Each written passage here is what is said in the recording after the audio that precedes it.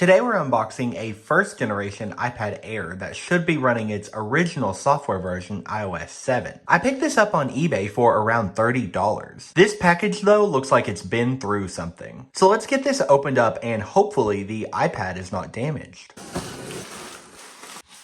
Okay, and here we have the iPad, thankfully not damaged in shipping. The screen looks to be in mostly great condition except for this left edge, which has a significant amount of wear on it. These bottom corners look to be in really nice condition, and the top corners look really good as well. This back panel looks to be in really good condition too. So let's see if this iPad has any battery power.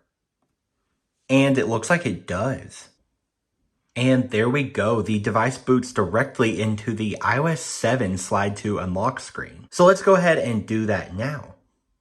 And we are met with the beautiful iOS 7 home screen. Let's jump into settings and see which version of iOS 7 we have. Okay, we are running iOS 7.0.3 here. I believe this was actually the first version of iOS 7 for this iPad Air. This iPad didn't receive iOS 7.0 or any earlier versions as it was released in October 2013, while the original iOS 7 was released in September 2013. But we also see that we have a Sprint model here, and it is a base model 16GB storage configuration. So this first generation iPad Air was announced in October 2013 and began shipping the following month in November. And as its name implies, one of the biggest selling features was the new thin and light design. And as you can see here, the design of the iPad Air was a huge departure from what we had with the previous flagship, the fourth generation iPad. The display had much narrower bezels on the left and right side, so it was quite a bit more comfortable to hold in the hand than the fourth generation. And it was noticeably lighter. The fourth generation iPad was 1.44 pounds, while the iPad Air was just 1 pound even. The iPad Air had more of a rounded corner design, straying away from the tapered edge that came to a point like we had on the fourth generation. The design of this iPad Air was not all new though. It was pretty much just a blown up version of the iPad mini that we got 1 year prior in 2012. Here you can see just how much the iPad Air shared with the iPad mini. This design brought with it a cue that we had seen since the iPhone 5 with these diamond chamfered edges. And it also brought with it stereo speakers, while the previous fourth generation iPad had a mono speaker. This was the last full-size iPad to feature the physical rotation lock or mute switch. This iPad was powered by Apple's A7 chip that had just launched about 1 month prior with the iPhone 5S. And that A7 chip was Apple's first 64-bit mobile processor. It was clocked at 1.4 GHz on the iPad though, while the iPhone 5S had 1.3 GHz. This iPad has 1 GB of RAM, which was definitely sufficient for iOS 7, but became a bit of a bottleneck with later versions of iOS. This iPad received software support through iOS 12, and performance on that version is just okay. One oddity of this first generation iPad Air is that it did not include the Touch ID sensor that had just launched with the iPhone 5S. And that was just strange because this iPad was positioned as Apple's flagship tablet at the time. It also did not have a laminated display or an anti-reflective coating, but those downfalls were remedied just 1 year later with the 2014 iPad Air 2. This iPad launched at the typical iPad price of $499, but it was reduced to $399 with the release of the iPad Air 2. You could get it in 16, 32, 64, or a top-end 128GB configuration.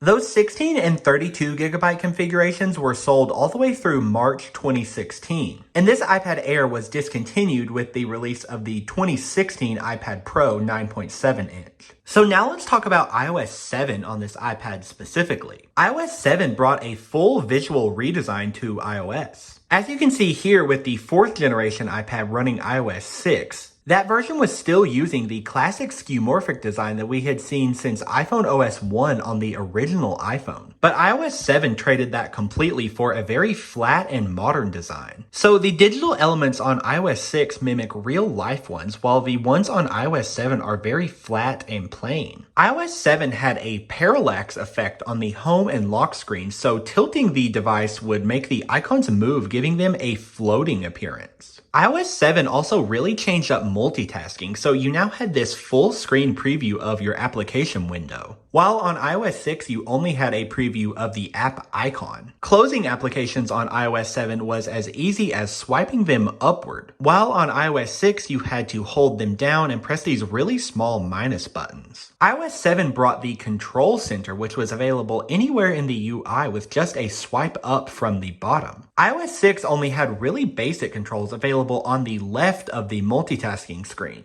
iOS 7 also brought features like AirDrop, iCloud Keychain, and the infamous activation lock. Here in 2025, there isn't a whole lot you can do with iOS 7 as the App Store no longer natively works. Of course, you could jailbreak the device and sideload some applications. Let's take a look at the default wallpaper selection here on iOS 7. You first had this dynamic wallpaper category, which was new for iOS 7. And these all had dots that would kind of float according to the tilt of your device. You also had a selection of 27 still wallpapers. And I pretty much think each one of these looks incredible. You had some space-themed wallpapers. You had some nice nature-themed options. And you also had some simple and modern choices here near the bottom. And there's actually some really interesting quirks that apply only to the 7.0.x versions of iOS 7. And one of those is the slower animations. So you can see when I click on the settings icon here, the application opens relatively slowly. So I don't have an iPad that runs 7.1 or newer to show you that difference. But I do have these two iPhones running iOS 7 that I can show you here. This iPhone 5S on the left has iOS 7.0.3, and this yellow iPhone 5C has iOS 7.1.1. Notice when I open the settings application how much faster it opens on the 7.1 and newer version. And you can notice that again when I close the application.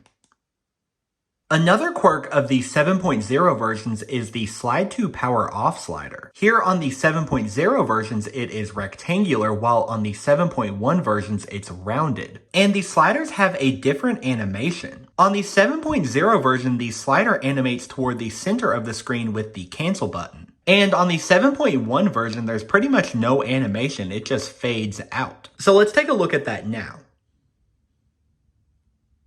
The Control Center has a different animation between these versions as well. So on the 7.0 version, it kind of just wafts upward, while on the 7.1, it bounces. So we'll take a look at that now.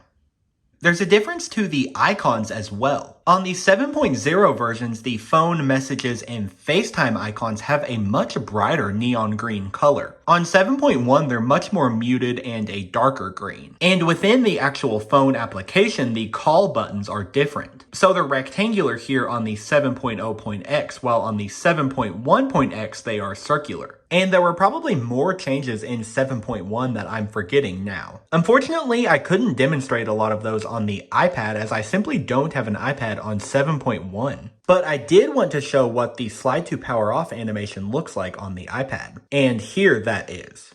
So that pretty much concludes my look at this first generation iPad Air running iOS 7.0.3. This is actually my second iPad like this in my collection. And it's always such a treat to take a look at devices that launched with iOS 7 as it was such a revolutionary version. Be sure to get subscribed if you want to see more legacy iOS devices running their original versions. Thank you so much for watching, and I'll see you guys in the next one.